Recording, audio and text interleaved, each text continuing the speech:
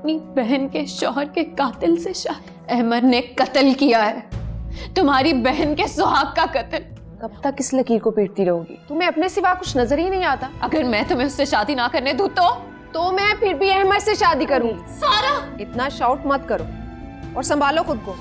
मुझे ये बात समझ में नहीं आ रही, अहमद में ऐसी खास बात है ही क्या? बात अहमद की नहीं है, मेरा नाम उसके साथ जुड़ चुका है। तुम्हें नहीं पता मैंने तभी को कैसे बर्दाश्त किया उसके साथ। अब कुदरत ने मुझे एक और मौका दिया, तो मैं क्यों ना इसका फायदा उठाऊं। तुम तो जानती हो वो कितना रिच है। रही बात उसकी शादी की, तो वो रही कितना अरसा है। शादी के पहले दिन वो जेल चला गया, आते ही बाहर चला गया। इसे शादी थोड़ी कहते हैं। चलो मान लिया, लेकिन क्या तुम सारा अपनी बहन के शौहर के कातिल से शादी? तुम बार बार क्यों ये बात दोहराती हो? तुम अच्छी तरह जानती हो जो कुछ भी हुआ। कब तक इस लकीर को पीटती रहोगी? अहमद ने कत्ल किया है, तुम्हारी बहन के सुहाग का कत्ल। उस इंसान का कत्ल किया है उसने जो तुम्हें अपने दिल से बहन मानता था। इतनी सख्त दिल क्यों हो गई हो तुम सारा? सख्त दिल मैं नहीं, तुम हो गई हो। तुम्हें अपने सिवा कुछ नजर ही नहीं आता। और वैसे भी तुमने कोर्ट में उसे माफ कर दिया, फिर बार बार ये बात क्यों करती हो? या तो खाला के सामने स्टैंड ले लेती, ना माफ करती उसे, फांसी लगने देती। वो मेरे सामने आकर गिड़गिड़ाई थी, मैं क्या करती? तो ना मानती, पत्थर दिल हो जाती। अब क्यों पछता रही हो? अगर मैं तुम्हें उससे शादी ना करने दूं तो मैं फिर भी अहमद से शादी करूंगी। ये मेरी जिंदगी है, इसका फैसला मैं खुद करूंगी। सारा, इतना शाउट मत करो और संभालो खुद को। अपनी बहन की जिंदगी के साथ मत खेलो। सारा, तुम मेरी बात क्यों नहीं समझ रही हो? खराब हो गया इसका। भागत में 2-2.5 घंटे गुजर चुके हैं फ्लाइट को लैंड किए हुए, और अहमद अभी तक घर नहीं पहुंचा। परेशान क्यों हो रही है खाला? लैंडिंग के बाद क्लियरेंस में भी तो टाइम लगता है। हाँ, टाइम।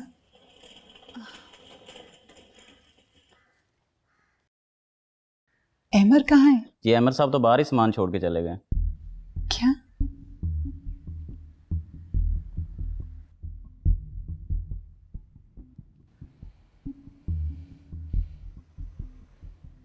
ठीक है, तुम जाओ।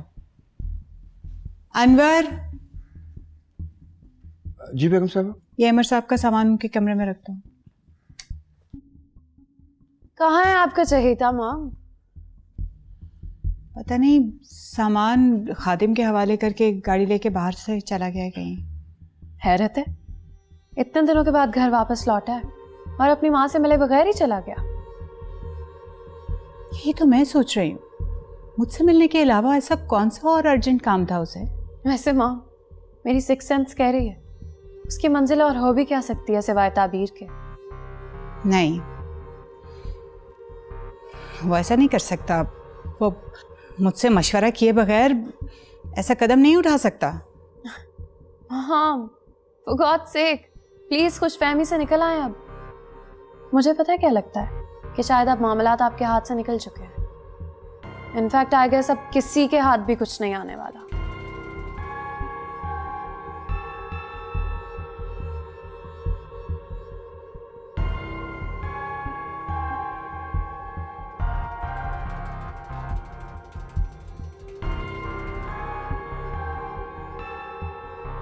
अल्लाह से अच्छे की उम्मीद रखो और अपने घर जाओ। और देखो, अपने ज़हन में कोई पुरानी बात मत रखना।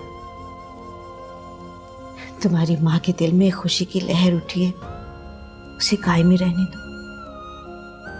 मैं मायूस नहीं हूँ, वहाँ के लोगों से वाकिफ हूँ। मैं जानती हूँ वहाँ इतनी जल्दी कुछ नहीं बदलने वाला। बेटा, छोड़ो उन लोगों को, तुम खुद से तहैया कर लो कि वहां पर चाहे जैसे भी हालात हो, तुमने निभा करना है। अहमद को तुमसे कभी कोई शिकायत ना हो। देखो बेटा, उसे नजर आना चाहिए उस माँ की तरबियत जिसने बाप बनकर पाला है। तुम्हारे निभाव में तुम्हारी तरबियत नजर आए। अम्मी, पहले कौन सा हालात मेरी वजह से ऐसे थे। मैंने तो हर मुमकिन कोशिश की कि मैं उस घर से जुड़ी रहूं। हर बार हौसला करके मैं खुद को दरो दीवार से जोड़ती रही कि नाकाम रही।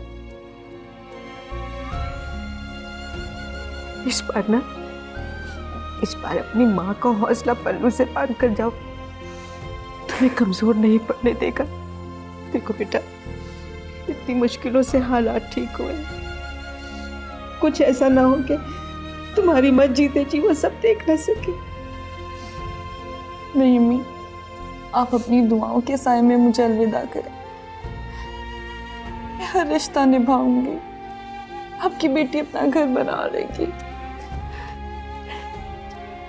मेरी दुआएं हमेशा तुम्हारे साथ है बेटा, हमेशा तुम्हारे साथ है। बस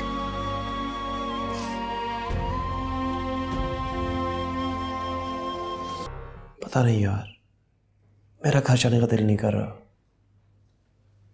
तुम्हें क्या लगता है ताबीर की तरफ से खुला का केस किसने किया होगा? तुम्हारा क्या ख्याल है? ये तो तय है कि ताबीर की तरफ से कुछ नहीं हुआ। मेरा ख्याल है इस बहस में उलझने की ज़रूरत ही नहीं है। हम दोनों के जहन में एक ही नाम आता है, मगर वो नाम हम ले नहीं सकते। तुम इतने यकीन से कैसे बोल सकते हो? मैंने एहसान से बात की थी, वो बात जिद था कि ताबीर की तरफ से ही वकालतनामे पर साइन किए गए हैं।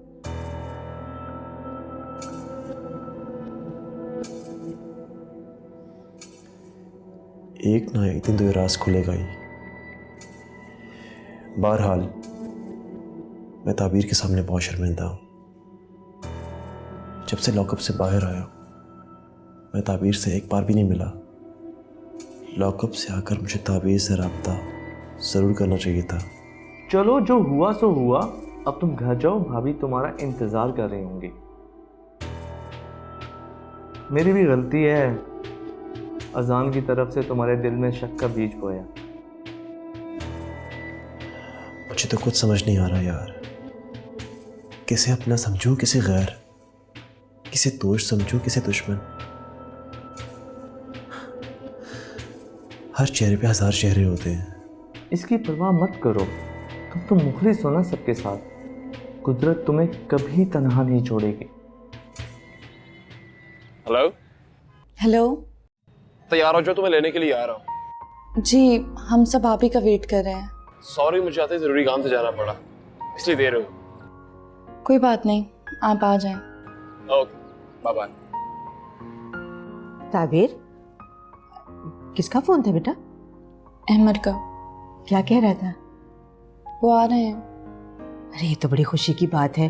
देखो जरा जाके चेक कर लो, किचन में किसी चीज़ की ज़रूरत हो तो मुझे बता दो, ताकि मैं अभी जाके ले आऊँ। अहमद के होते हुए अच्छा नहीं लगता बाजार जाना।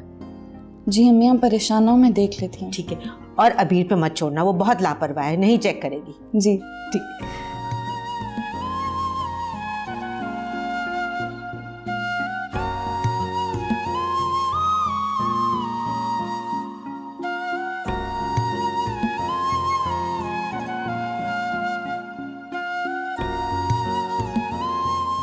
अजनबी लगे जिंदगी